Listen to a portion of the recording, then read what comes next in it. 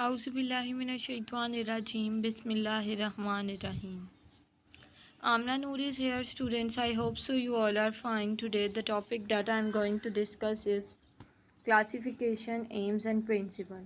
First of all हम introduction रखते हैं कि क्लासिफिकेशन होता क्या है, और उससे पहले हम लोग ये देखने वाले हैं स्टूडेंट्स कि इस दुनिया में बहुत ज़्यादा ऑर्गेनिज़म पाए जाते हैं जो कि एक दूसरे से मुख्तलिफ हैं. There is a large collection of very dissimilar forms of organisms found on earth. ज़मीन पर बहुत से ऑर्गेनिज़म पाए जाते हैं और ये सब के सब इनमें से कुछ तो एक दूसरे से मिलते जुलते हैं और कुछ बहुत हद तक एक दूसरे से मुख्तलिफ हैं.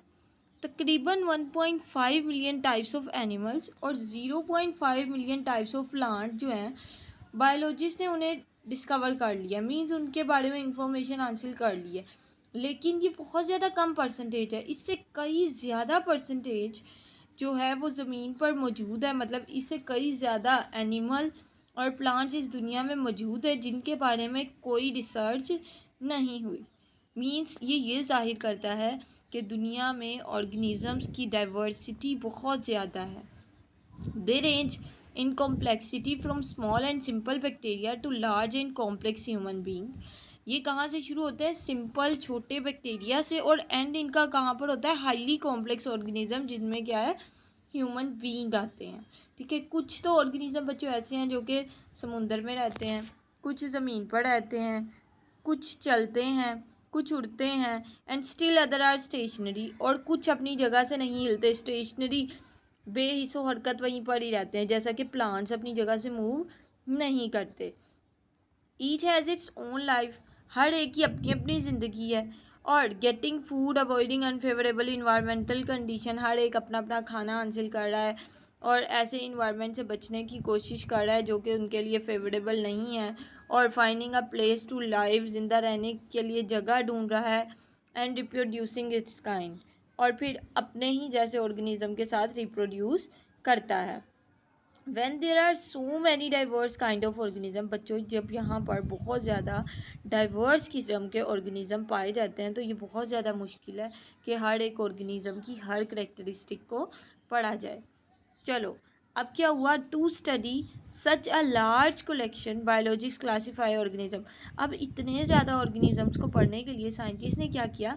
ऑर्गेनिज़म को क्लासीफाई कर दिया ग्रुप्स और सब ग्रुप्स में. जैसे बच्चों हम लोगों को पता है, हम लोगों ने सबसे पहले क्या पढ़ी है? साइंस पढ़ी है. फिर आहिस्ता आहिस्ता उन्होंने साइंस को किस में क्लासीफाई कर दिया? Let's suppose biology, physics, chemistry, maths. ठीक है. अब मज़ीद इन्फॉर्मेशन हमें मिल गई है तो उन्होंने बायोलॉजी को मज़ीद 3 डिवीज़न में डिवाइड किया. ये मैं आपको बायो के हवाले से बता रही हूँ. Zoology, botany and microbiology. ठीक है.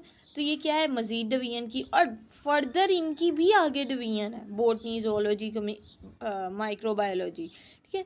तो ये क्या है? सब ग्रुप्स बना लिए क्योंकि हमारे पास इंफॉर्मेशन बहुत ज़्यादा थी, हमने इनके ग्रुप्स बना लिए. तो इधर भी ऐसे ही हुआ है कि ऑर्गेनिज़म बहुत ज़्यादा है. ठीक है. और हम लोगों ने क्या किया है? उन ऑर्गेनिज़म्स को छोटे छोटे ग्रुप्स में डिवाइड कर दिया है. ठीक है. अब biological classification is a method by which biologists divide organisms into groups and subgroups. तो biological classification एक ऐसा मेथड है जिसमें हम लोग ऑर्गेनिज़म को ग्रुप्स और सब ग्रुप्स में डिवाइड करते हैं. ठीक है स्टूडेंट्स, आगे चलते हैं. AIIMS of classification. इसमें बताया गया है कि बायोलॉजी की वो ब्रांच जिसमें हम लोग क्लासिफिकेशन को पढ़ते हैं इसे हम टेक्सोनमी कहते हैं, और वो ब्रांच जिसमें हम लोग क्लासिफिकेशन और साथ ही साथ ऑर्गेनिज़म का किन से ताल्लुक़ है, इवोल्यूशनरी हिस्ट्री. मींस के ऑर्गेनिज़म की हिस्ट्री भी पढ़ते हैं कि ये किससे इवॉल्व हुआ है. जैसा कि हम लोगों ने सुना हुआ है कि ह्यूमन्स जो है ना इवॉल्व हुए हैं, बने हैं मंकी से. ठीक है. तो हम लोगों ने ये सुना हुआ है ना. तो बच्चों ये वाले रिलेशन को क्लासिफिकेशन के साथ स्टडी करना क्या है? सिस्टमैटिक्स है. ठीक है. अब इसके 2 एम्स हैं. किसके? क्लासिफिकेशन के. एक ये कि सिमिलैरिटी और डिफरेंसेस की बेस पर ऑर्गेनिज़म को क्लासीफाई करना और ऑर्गेनिज़म को देखना कि उनके अंदर किस हद तक सिमिलैरिटी और किस हद तक डिफरेंस है. ठीक है. To find the evolutionary relationship among organism. और ये भी देखना कि ऑर्गेनिज़म का आपस में कहाँ कहाँ पर ताल्लुक़ है. जैसे हम लोग ये भी कहते हैं कि लाइन और कैट का आपस में कुछ हद तक क्लोज रिलेशन है, तो बच्चों कहा जाता है कि मतलब हो सकता है कि कैट से लाइन इवॉल्व हुआ हो या लाइन से कैट इवॉल्व हुई हो। और ये भी कंसीडर किया जाता है कि ह्यूमन बींग जो हैं मंकी से इवॉल्व हुए हैं। तो बच्चों ये इवोल्यूशनरी रिलेशनशिप जो ऑर्गेनिज्म है, इसको फाइंड आउट करना भी क्लासिफिकेशन का मेन एम है। एम क्या है? एक एम ये है कि ऑर्गेनिज्म के दरमियान सिमिलैरिटी और डिफरेंसेस को स्टडी करना, और दूसरा एम क्या है कि ऑर्गेनिज्म का आपस में क्या ताल्लुक है उसे स्टडी करना। नेक्स्ट मूव करते हैं हम लोग बेसिस ऑफ लाइफ। अब हमारी लाइफ की बेसिस क्या है, बुनियाद क्या है? तो क्लासिफिकेशन बच्चों is based on relationship among organism. Organism का आपस में क्या रिलेशन है इसके ऊपर बेस करती है। And search relationship is goes through similarity in characteristic. और ये रिलेशनशिप कैसे मिलते हैं? आपस में जो खसूसियात हैं, जो मिलती जुलती खसूसियात हैं, उनसे मिलते हैं। ठीक है, दी सिमिलैरिटीज़। अब ये जो आपस का मिलना जुलना है, ये सुजेस्ट करता है कि सारे के सारे ऑर्गेनिज्म किसी पॉइंट पर इवोल्यूशनरी हिस्ट्री में एक दूसरे से मिलते जुलते हैं। जैसा कि अगर हम लोग एक एग्जांपल कंसीडर करें कि स्पैरो जो है ना, उसका क्लोज रिलेशन है पिजन के साथ देन टू इंसेक्ट। मीन्स कि स्पैरो ज़्यादा मिलती जुलती है पिजन से, लेकिन इंसेक्ट से नहीं मिलती। अब क्यों मिलती जुलती है? क्योंकि स्पैरो और पिजन दोनों के विंग्स हैं। ठीक है, दोनों के दो दो टांगे हैं, मतलब दो दो पाँव हैं, फूट है।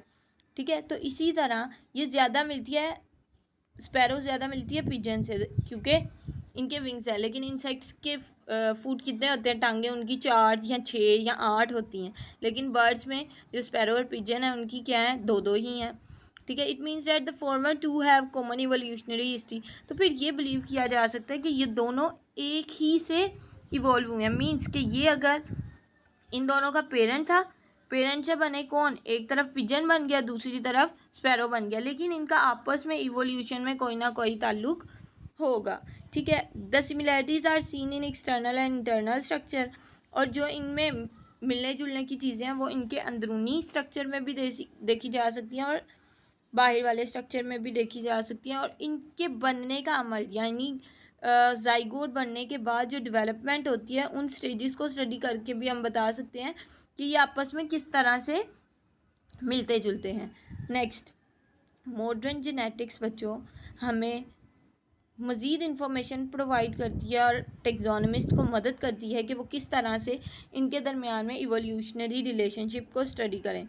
Similarities and differences in DNA of two studied organism. दो ऑर्गेनिज्म के जो डीएनए है उसके अंदर सिमिलैरिटी या डिफरेंस बच्चों ये भी हमें मदद देता है कि हम लोग क्लासीफाई करें कि ये दोनों ऑर्गेनिज्म आपस में मिलते जुलते हैं या नहीं हैं। ठीक है स्टूडेंट्स, ये था हमारा आज का टॉपिक। आई होप सो आप लोगों को हर चीज़ क्लियर हो गई होगी।